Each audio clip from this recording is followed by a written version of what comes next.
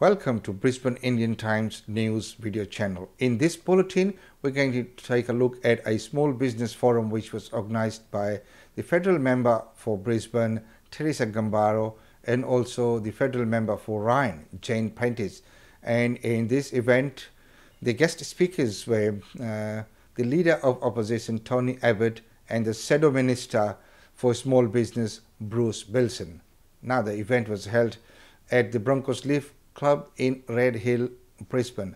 The series will be complete in few different bulletins, so make sure you watch part 1, part 2 and part 3 to get the full gist of what was being said and what the concerns that the small business operators had. So now let's cross over to the Broncos Club in Red Hill, where the small business forum is taking place.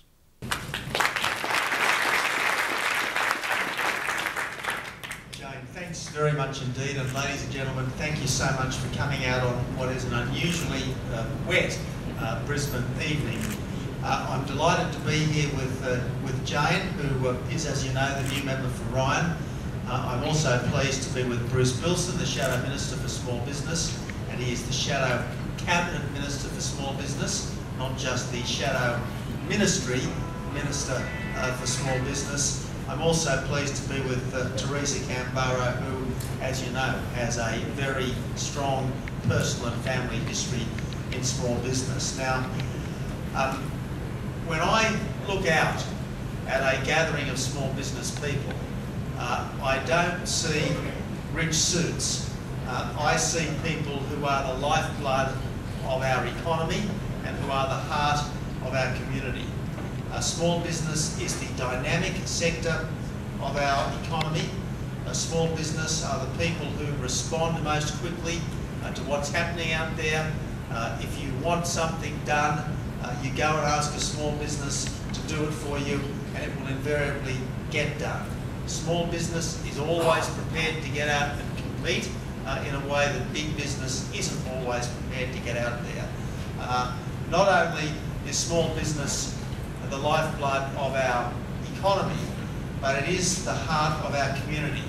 In an obvious sense, you can hardly have a village without a centre for people to gather and talk to each other, and that means a whole lot of small businesses.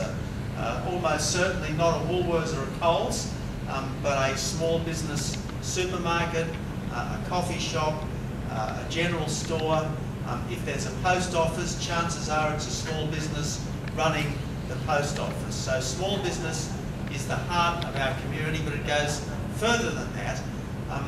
The jobs that you provide are what enable something like 40% of the Australian workforce to put bread on the table, clothes on the backs of the kids, and a roof over the family's head. And given that each and every single small business is run by someone who invariably has put his or her house on the line, there's an investment of flesh and blood in small business, which tends not to happen with big business.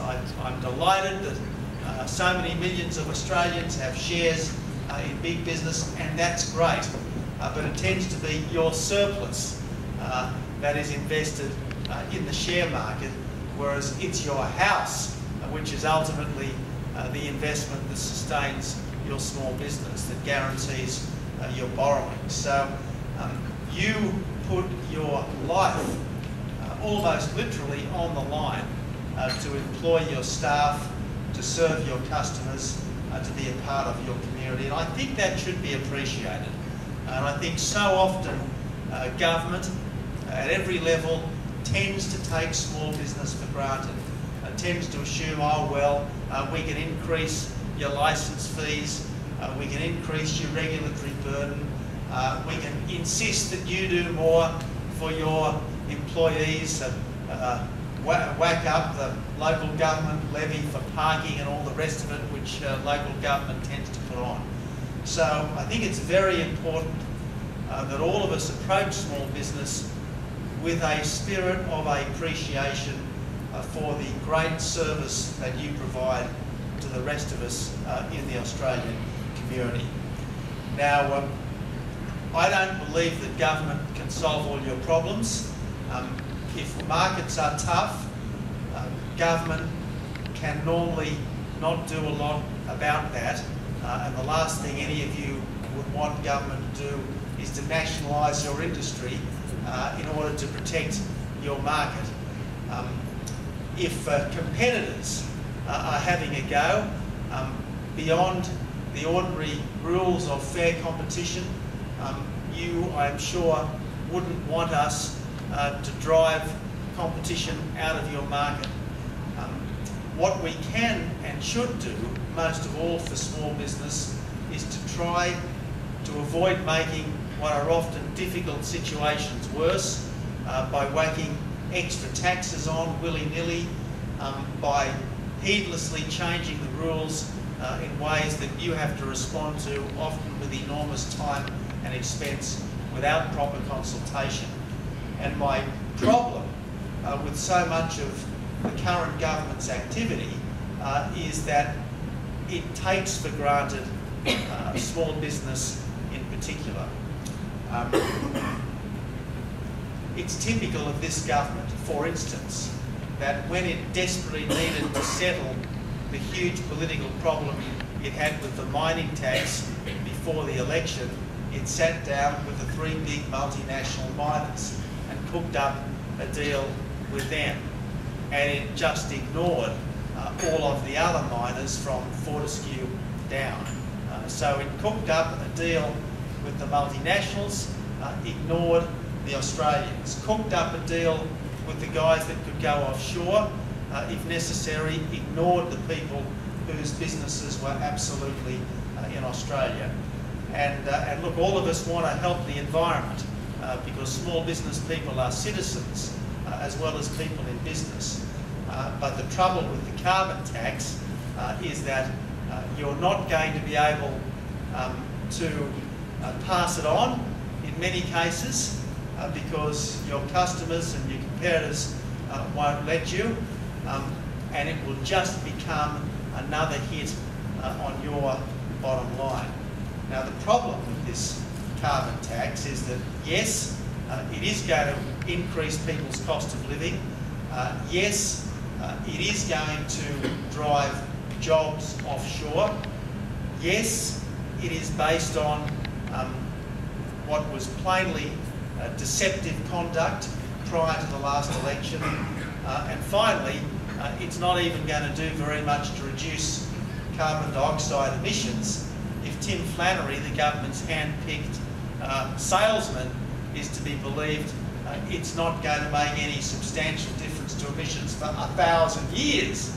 Well, I mean, this is a very big change to impose on our economy and on consumers, on households, if it's not going to make any substantial difference to the environment, even in the opinion of its principal advocate, if it's not going to make any substantial difference for 1,000 years. Well, ladies and gentlemen, I don't want to lecture you. I think I've probably said my piece. It's now over to you to reflect back to me and to Bruce in particular what you think we need to know. Should we win the next election, should we find ourselves in government, we will do our damnedest to help. We won't be able to solve all your problems, but we always want to be on your side. And we always want to give you a fair hearing. So I don't guarantee that every question you put to us this evening is going to get the answer that you absolutely want, but we need to know what your problems are so that as far as is humanly possible, we can intelligently respond. So thanks everyone for being here, and I now look forward to questions, comments, observations, and if necessary, criticisms from the floor. This has been a Brisbane Indian Times News video coverage. My name is Umesh Chandra. Until next time, it's goodbye from me.